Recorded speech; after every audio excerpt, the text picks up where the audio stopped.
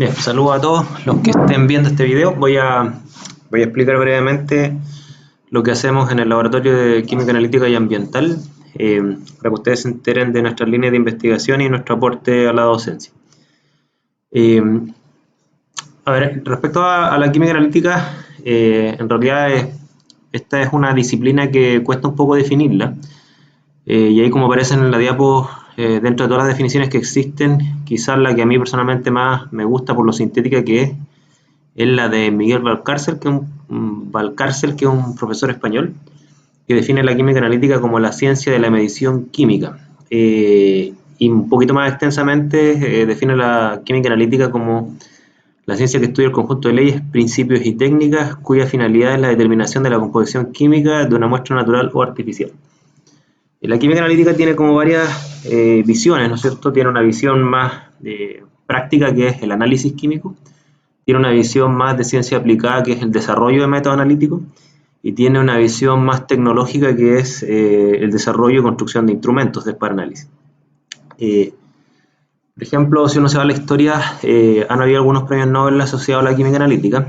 Por ejemplo, este es Martin Singh, que para mí roza lo que es la ciencia básica y la ciencia aplicada. Martin Singh, él lo que hizo dos aportes, hizo un aporte teórico primero, desarrolló toda la teoría para entender los procesos de elusión en la cromatografía.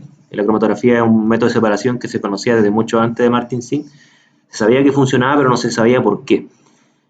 Separaba muy eficientemente sustancias químicas, como aparecen aquí en la figura. Distintos colores representarían distintos compuestos, ¿no es cierto? El primero que desarrolló esto fue un botánico que desarrolló como los componentes de extractos de planta.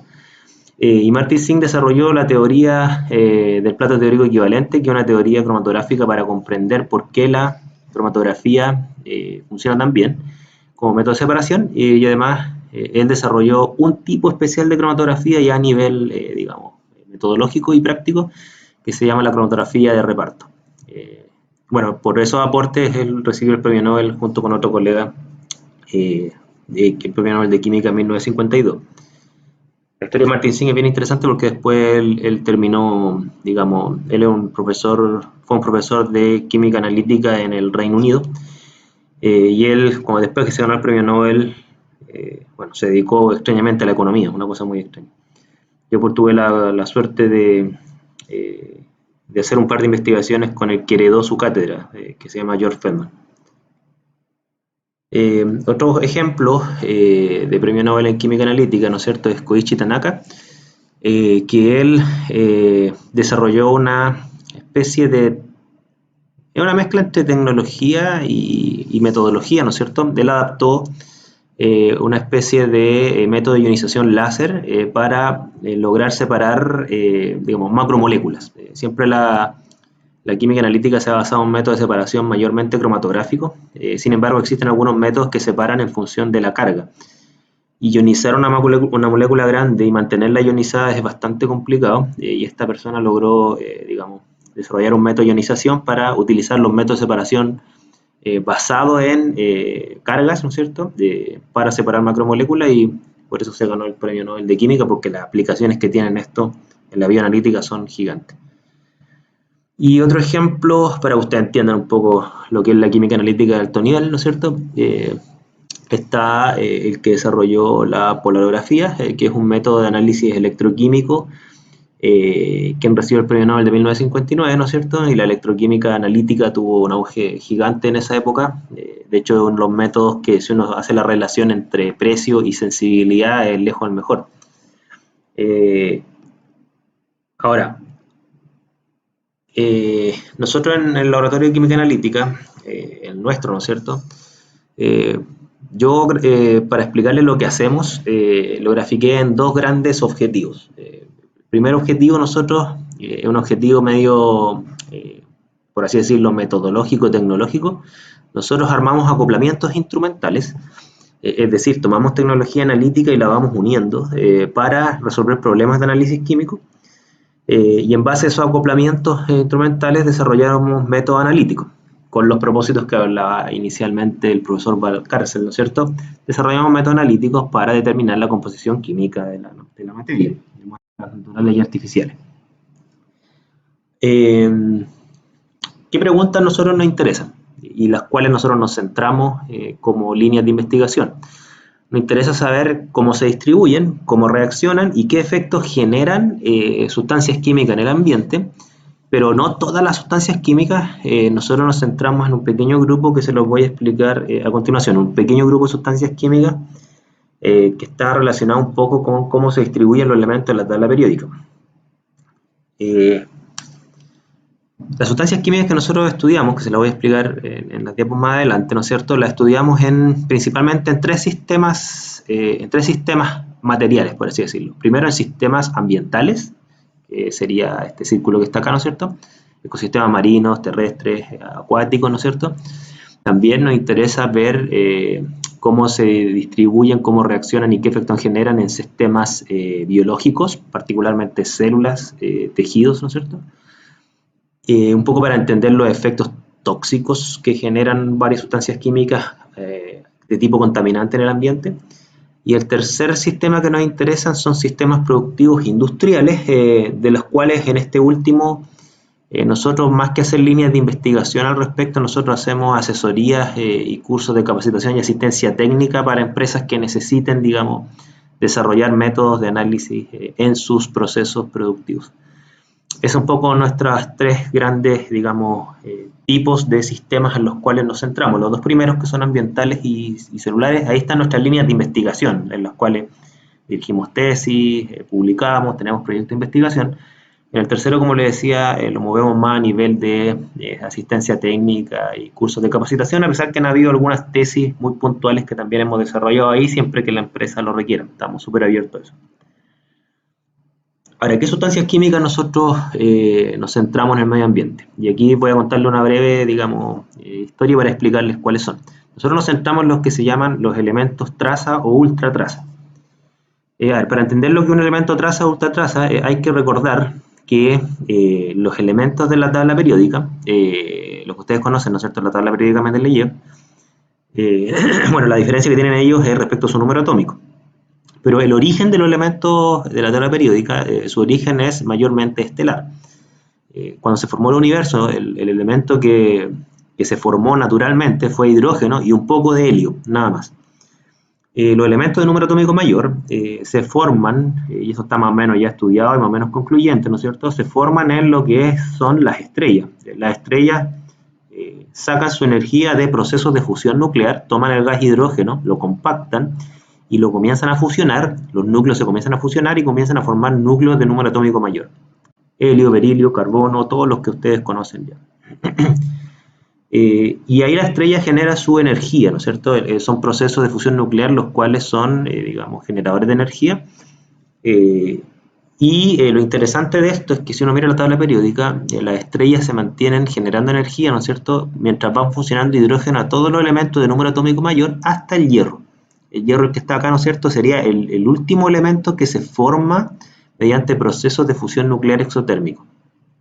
Superado ese número atómico, ¿no es cierto?, las fusiones nucleares que ocurren más adelante ya no son generadoras de energía, son consumidoras de energía. Y ahí es donde la estrella literalmente se queda sin combustible y la estrella explota. Y en esa explosión, ¿cuál edificio es el que se derrumba, ¿no es cierto?, en esa explosión se generan trazas de los elementos de número atómico mayor. O sea, dicho de otra forma, no sé si ustedes lo han reflexionado alguna vez, todos los elementos de número atómico mayor del hierro se generan en la explosión de la estrella en unos pocos segundos. La estrella tiene tiempos de vida de miles de millones de años, pero en unos pocos segundos explota y en esos pocos segundos se generan algo de elementos de número atómico mayor, y esa es la razón por la cual todos los elementos de número atómico mayor que el hierro son traza. ¿Qué quiere decir traza? Que sus concentraciones a nivel del universo, y en la Tierra no es la excepción, son concentraciones muy bajas, de partes por millón para abajo, de miligramos por kilo para abajo. Esto quiere decir que cuando los seres vivos se formaron, ¿no es cierto?, a través de la evolución, nosotros tenemos, digamos, una gran tolerancia, de hecho, hasta necesitamos gran parte de los elementos de número atómico del hierro para abajo. Nosotros necesitamos, obviamente, hidrógeno, carbono, nitrógeno, oxígeno, azufre, fósforo. Si bien es cierto, nosotros hasta donde sé no necesitamos aluminio, pero sí tenemos una gran tolerancia en aluminio, y y aluminio, hay muchísimo aluminio en la corteza terrestre, mucho silicio, es decir, la presencia de estos elementos para nosotros no es mayormente inocua, o si su efecto llegara a ser tóxico es a concentraciones muy elevadas. Sin embargo, todos los elementos de número atómico mayor que el hierro, la gran mayoría de estos, ¿no es cierto?, tienen la siguiente particularidad.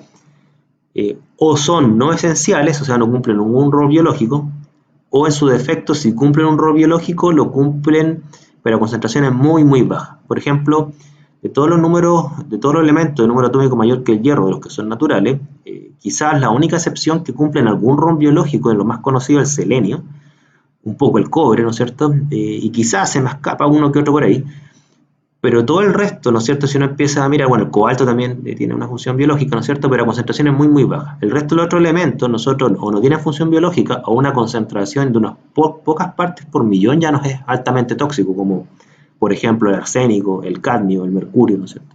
El plomo, qué decir. Entonces a nosotros nos interesan los elementos de número atómico mayor que el hierro, literalmente, los traza y los ultratraza. Si uno mira, por ejemplo, el grupo 15 de la tabla periódica, aquí se ve este patrón que yo les mencionaba. El grupo 15 de la tabla periódica, que está nitrógeno, fósforo, arsénico, antimonio y bismuto, los que tienen número atómico menor al hierro, que es el nitrógeno y el fósforo, son elementos que son esenciales para la vida. O sea, ¿qué decir? Los necesitamos en los ecosistemas terrestres, los necesitamos como parte de la dieta.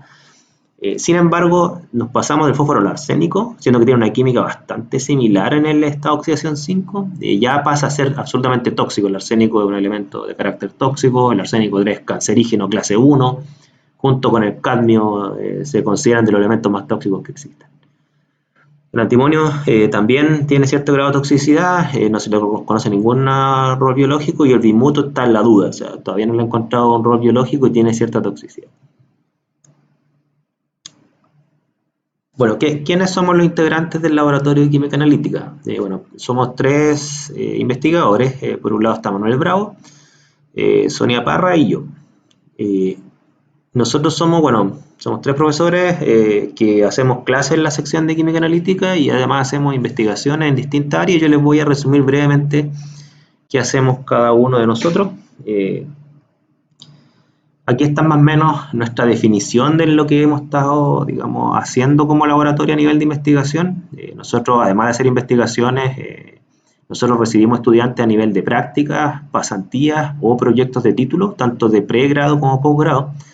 Recibimos estudiantes tanto de pregrado de química industrial como de bioquímica, recibimos estudiantes de doctorado en química y también hemos recibido tesistas de otras universidades. Nosotros, ¿qué es lo que hacemos? Desarrollamos métodos analíticos, como les mencioné anteriormente, para el estudio de la distribución y reactividad de elementos traza en sistemas ambientales y biológicos, y desarrollamos metodologías analíticas para lo que se llama, que lo voy a explicar a continuación, el análisis de especiación de elementos con interés ambiental mediante el uso de algunas herramientas estadísticas sofisticadas que se llaman quimiométricas. Por ejemplo, yo me he dedicado mayormente a estudiar lo que es la distribución, reactividad y efectos de los dos elementos que les mencioné en el grupo 15, que son antimonio y arsénico, los cuales químicamente son bastante parecidos respecto a su estado de oxidación y los compuestos que forman en la naturaleza, 3 y 5 su estado de oxidación, y ambos forman óxidos y sulfuros que no aparecen ahí. Si bien es cierto, el arsénico es considerado cancerígeno clase 1 y digamos, tiene muchos estudios realizados por años en distintas partes del mundo, y el antimonio se considera un elemento hasta el día de hoy menos tóxico que el arsénico. La diferencia entre el antimonio y el arsénico es que el antimonio es un elemento que tiene un valor industrial. El arsénico que prácticamente ya desapareció del mercado. Antiguamente se ocupaban algunos pesticidas con arsénico que ya están prohibidos en casi todas las partes del mundo. Por lo tanto, la productividad a nivel de química industrial del arsénico es casi cero, ¿no es cierto? Y de hecho, hoy en día se considera más un subproducto de otros procesos industriales, por ejemplo, la minería del cobre. O sea, literalmente es un desecho. En cambio, en el caso del antimonio, tiene una aplicabilidad gigante. Se utiliza por ejemplo, en retardantes de llama en extintores, se utiliza en la mayoría de las líneas de freno del automóviles, tienen sulfuro de antimonio, se utiliza como parte de la realización de balas, incluso forma parte de algunos medicamentos para tratar algunas enfermedades que transmiten los mosquitos, que afortunadamente en Chile no las tenemos. Entonces, claro, esa sustancia, esos elementos, ¿no es cierto? Y y los compuestos que se forman en base a estos elementos. En mi caso yo lo he estudiado a nivel ambiental, en ecosistemas marinos, terrestres, acuáticos, en cenizas volcánicas. También hemos estudiado el efecto que genera en células renales, porque muchas de estas sustancias químicas se excretan por la orina y, digamos, ahí afectan mayormente lo que es las estructuras celulares renales. Obviamente ahí colaboramos con gente bioquímica. También en el sistema inmune hemos estudiado en macrófagos, el efecto en proteínas. Toda esta línea de investigación no es que la he propuesto yo, han sido los mismos estudiantes que de repente saben lo que uno hace y tratan de llevar lo que uno hace a sus intereses. Y claro, como la gran mayoría de mis estudiantes, por una razón que todavía no lo entiendo, han sido de gente de bioquímica, mi línea de investigación se ha ido para allá, siendo que yo soy químico industrial, ¿ya? De todas maneras, yo soy súper flexible en cualquier línea de investigación que podamos hacer. En el caso de Manuel, Manuel ha estudiado mayormente lo que es la química ambiental del estaño y el mercurio. El estaño, por cuanto el estaño se utiliza como una pintura antiadherente para que los crustáceos no se adhieran a los barcos, lo cual le genera, digamos, problemas de materiales y eficiencia en el transporte. Y además esas sustancias que son basadas en compuestos de estaño tienen el problema que se disuelven parte en el ecosistema acuático y generan bastantes efectos tóxicos. Generan desbalances hormonales, cambios de sexo en alguna digamos, especie marina, ¿cierto? También se transmite a través de la cadena trófica y llega al ser humano.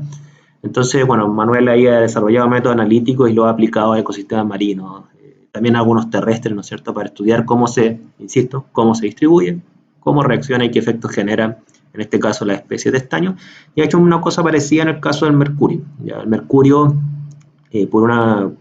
por un tema natural, el mercurio se acumula en la cadena trófica. Los peces que son carnívoros, sobre todo, tienden a acumular grandes cantidades de mercurio. Y además, una cosa que es bien, digamos, preocupante, el mercurio que consumen los peces lo metilan, lo transforman en metilmercurio. Y el metilmercurio, no confundir con el etilmercurio, que se tiende a confundir en los medios de comunicación, el metilmercurio es una especie química de mercurio bastante tóxica, es neurotóxica, ¿no es cierto? Y hay un control bien férreo, ¿no es cierto?, de lo que son los máximos niveles de mercurio total y metilmercurio presente en peces para que sean autorizados de ser vendidos. De hecho, Manuel participó en la construcción de la norma de mercurio total y metilmercurio del Cernapesca en Chile, por ejemplo. Todo esto con una base analítica, ¿no es cierto?, para lograr, digamos, monitorear estas especies químicas, tanto las que ha hecho Manuel, yo y las que les voy a mostrar que ha hecho Sonia. Implica, obviamente, hacer acoplamientos de tecnología analítica para lograr los propósitos que nosotros queremos. En el caso de Sonia, a mi juicio, es una de las personas que actualmente más ha estudiado desde el punto de vista ambiental la localidad de Puchuncaví. Sonia lo que estudia es la distribución de elementos traza en la localidad de Puchuncaví, Quintero. Ella ha hecho estudios de monitoreo ambiental en ecosistemas marinos, terrestres, en toda lo que es la localidad de Puchuncaví. Ella fue la primera que aportó evidencia que permitía cuantificar cuánto contaminación aportaba cada una de las empresas que están presentes ahí en términos de elementos traza. También ha hecho estudios de la presencia de lo que se llaman elementos traza, como los que están ahí, arsénico, mercurio, cobre, plomo, cadmio, ¿no es cierto?, entre otros. Ha hecho monitoreos en el polvo de hogar, el polvo de carretera, polvo de entretecho, en pelo, en uña, en sedimentos, en suelos. Se ha hecho estudios muy, muy completos y en este momento, insisto, a mi juicio, Sonia, yo creo que es la que más sabe del tema en Chile. Y bueno, eso en términos de investigación, nosotros en la malla de química industrial, nosotros aportamos a 3 asignaturas mayormente, a pesar que hay un par de optativos que no aparecen ahí. Nosotros aportamos a los que son las 3 ramas de química analítica general, que es lo que nosotros llamamos la química analítica húmeda, por así decirlo, que es la química analítica basada en reacciones químicas, por ejemplo, la volumetría, ácido-base, redox de complejamiento, la gravimetría, ¿no es cierto?, que es la química analítica tradicional que ya lleva siglos, ¿no es cierto? Y a pesar de que lleva siglos, todavía tiene una gran utilidad para el control de calidad. También hacemos el segundo asignatura que se llama Química Analítica Instrumental, que ahí vemos la tecnología analítica basada en principios físicos. Ahí vemos, por ejemplo, lo que es la espectroscopía atómica y molecular, la espectrometría de masas, vemos la electroquímica analítica, ¿no es cierto? En el fondo vemos cómo se explotan los principios físicos para, digamos, determinar la composición química de la materia. Y tenemos una tercera química analítica, perdón, y en este segundo ramo, antes de irme a la tercera química analítica, y en este segundo ramo también ponemos mucho énfasis en lo que es la estadística del control de calidad, lo que es la estadística de la validación de métodos, ¿no es cierto?, que es bastante útil después para las personas que quieren trabajar en laboratorios, ya sea acreditados o que quieren acreditarlos, o sea, las bases estadísticas nosotros las vemos ahí. La tercera química analítica que nosotros aportamos se llama método de separación, que ahí vemos precisamente los métodos de separación más utilizados tanto a nivel de las técnicas de separación como de los principios teóricos. Vemos lo que son las cromatografías mayormente, líquida y gaseosa, y dependiendo cómo está digamos, el desarrollo tecnológico de la fecha en la cual dictamos los cursos, a veces incluimos métodos de separación más actuales como la electroforesis o cosas por el estilo. Nosotros siempre ha sido bien importante que las personas que lleguen a nuestro laboratorio, si es que van a hacer la tesis con nosotros, ya tengan aprobadas estas 3 químicas analíticas y afortunadamente la malla está estipulada así, ¿no es cierto? De forma que si llegan a la planificación y al proyecto de título, ya lleguen con las 3 químicas analíticas aprobadas, de forma que puedan integrarse a nuestro laboratorio con un conocimiento un poquito más maduro de lo que son las teorías y las prácticas de lo que es la química analítica en todas sus modalidades. Nosotros, bueno, como yo les mencionaba, hemos recibido una cantidad de tesistas de todas las carreras del instituto, ¿no es cierto?, de química industrial, bioquímica, incluso gente de pedagogía en química de repente ha trabajado con nosotros, porque también nosotros, junto con esta asignatura, nos hacemos cargo de los cursos que es optativo en este momento de química ambiental. La química ambiental la hacemos nosotros, junto también con la sección de catálisis, que también aportan a la química ambiental. Y ahí obviamente que ahí un poco expandimos lo que vemos en química analítica. De hecho, la razón por la cual nosotros unimos la química ambiental con la química analítica es porque las aplicaciones analíticas que nosotros hacemos son mayormente ambientales o de ecotoxicología, que muchos consideran que también es parte de la química ambiental. De hecho, en la Sociedad Chilena de Química existe la división de química analítica ambiental, porque generalmente a nivel de la sociedad científica esas dos disciplinas se tienden a unir de forma súper natural. Eso entonces lo que yo les quería contar. Nosotros, como les mencioné, recibimos estudiantes de pasantías, en prácticas, tesis de pre y posgrado. Si ustedes tienen algún interés, pueden contactarse con Manuel, con Sonia, conmigo. Siempre estamos abiertos a recibir tesistas en la medida que tengamos cupos, ¿no es cierto? Nosotros los recibimos. Lo único que nosotros les pedimos es tener las químicas analíticas aprobadas, y en el caso que si van a hacer alguna pasantía, ¿no es cierto?, lo único que les pedimos es que las pasantías esté ligada a un buen rendimiento académico. No queremos que las pasantías le afecten su rendimiento académico para nada.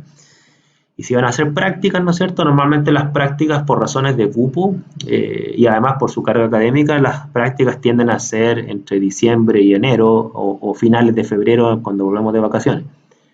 ¿Ya? Y siempre tratamos de que las prácticas que ustedes hacen traten de tener una experiencia lo más diversa en nuestro laboratorio: manejo instrumental analítico, desarrollo de métodos, tratamiento de muestras, ¿no es cierto? Así que si a ustedes les interesan, contáctenos. Bienvenidos. Eso es todo, así que cualquier cosa nos avisan. Saludos.